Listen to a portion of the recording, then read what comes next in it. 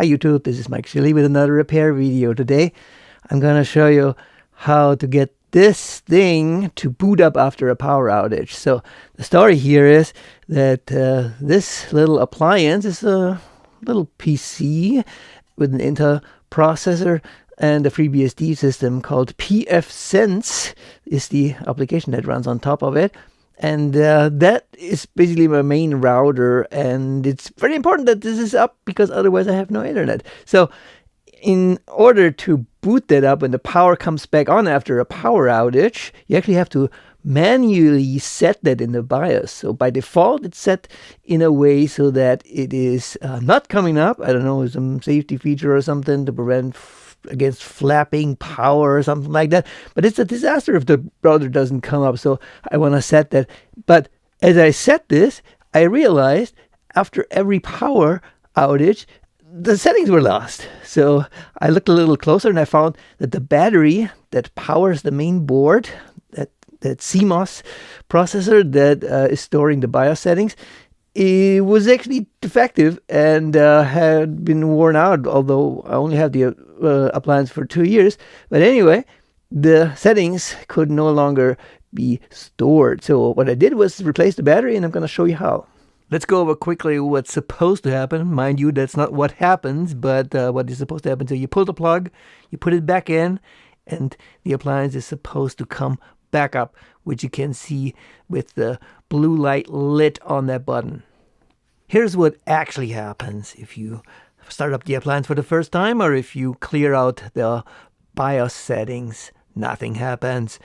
It is not coming up unless you press the button, which is bad if it's your main router, and it's supposed to come out by itself because you might not be around at this time. So what do you need to do in order to change this setting? First, you plug in the keyboard with the USB plug and a monitor with the HDMI plug. Then press the power button to start it up and watch the screen and hit delete a couple of times so that it will jump you into the BIOS and not boot directly into the application. As you can immediately see, the BIOS is kind of crude because the system can't do much at this point, and a straight thinking person would immediately figure out that the setting to change the power up would be in the system power management. Wrong. I'm not sure what the people who wrote this were thinking, but you have to actually go up to the main section again by hitting escape a couple of times and then use the cursor keys to navigate right.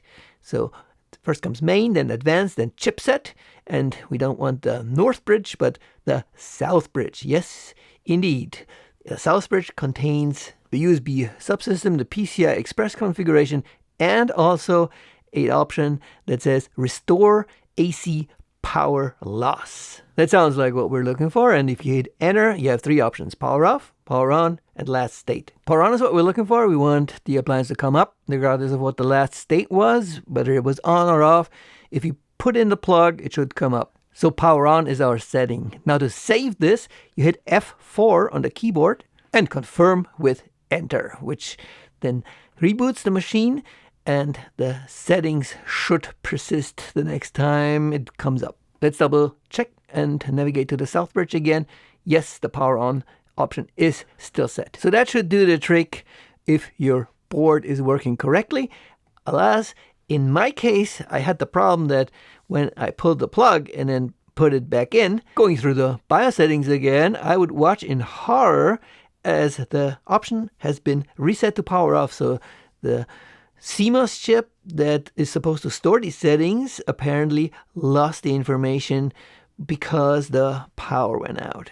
Now this could happen for a couple of different reasons. The CMOS chip could be defective, the board could be defective, but the most likely scenario is that the battery that's supposed to power the CMOS chip while the power is out is no longer working or worn out.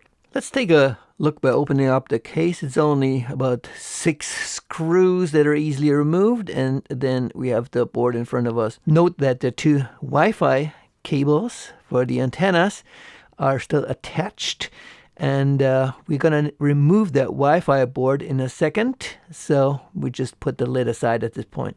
There's just one single screw holding that board in place, and once you've removed it, you can pull the board out of the socket.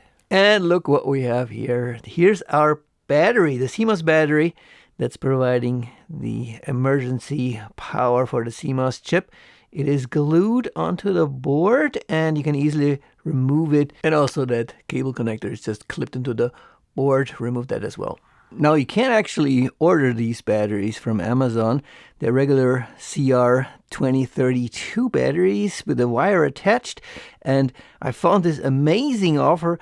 5 of them for $5.99. I immediately put in an order, but I was in a hurry, so I wanted to MacGyver a solution quickly. So it happens that I always have a pack of these 2032 lithium button cells lying around for all kinds of devices, and I figured I could just manufacture a CMOS battery with the leads attached. Let's first check the voltage. It's 3.2. That's pretty good, so it's fairly new. Also, polarity is important. So the flat side is plus on a button battery, and the smaller curved one is minus. I'm just going to use some Gaffer Pro tape to glue it onto that battery. I know it's a kludge, but it had to be quick. So the red wire is plus. That's going to go on the flat side, and the black wire is minus. Okay, ready to go. Now let's install our manufactured CMOS battery. Clip in that clip so that a groove points to the right side, so there's only one way to put it in. Here's a close-up for reference. So the black cable is closest to the serial interface. Now that the CMOS component is battery buffered, we need to set that setting in the BIOS, hopefully one last time. So plug in the keyboard and the HDMI, and also plug in the power supply. Now, since the setting is the default setting, which is set to off, we need to press the button, hopefully one last time, and that will fire up the unit. One last time, press del until you get the BIOS screen, and then forward to this Southbridge section one last time. Okay, as expected, the setting is power off, but we want power on. So select that, and then hit enter to confirm, and also F4 to save and exit and reboot. All right, that's all there is to it. Now let's put the unit back together. First of all, we need to put that Wi-Fi card back in its place. Be careful with those wires to not rip them off. And there's only one way this card will fit in that slot, because of that groove that's not exactly in the middle but a little off to the side. Make sure the battery fits well underneath, and also check that none of the wires are being pinched. I had to do a little rearranging to make sure that it fits underneath, but after a while I got it figured out, and then all there's left is that screw that needs to be put in. Now comes the top part of the case. Well, actually that's the bottom part, with the 2 Wi-Fi antenna cables attached. So also watch out for these cables when you're putting on the lid, not to squeeze them, and make sure they're lying loosely within the case. Now comes the front bezel, which also slides in nicely. And when it comes to the screws, you might need to shuffle the parts around a little bit. The front bezel and the bottom plate, which need to align exactly so the long screw will fit in. You can also use a screwdriver in order to make sure they fit. It's really funny. You can take quite a bit in order to get that case back together. Don't use force on the screws or you're going to strip them. Just shuffle the parts around. Okay, now we only have one thing left to do. Fire the unit up and check if that setting is indeed power on. We had the unit powered off, so this was a good test to see if the battery holds the charge. Okay, one real life test with the unit powered up. Pull the power plug and put it back in after a while and see if the blue light is coming on and the unit gets back to normal. Works like a charm. And there you have it. Battery replaced. Everybody's happy. I hope you learned something. And yeah, as I said, I MacGyvered this battery so that I could fix it right away because I need my router back, but I have a set of these batteries on order with the cables attached, so I can swap those out easily. Till next time, see ya.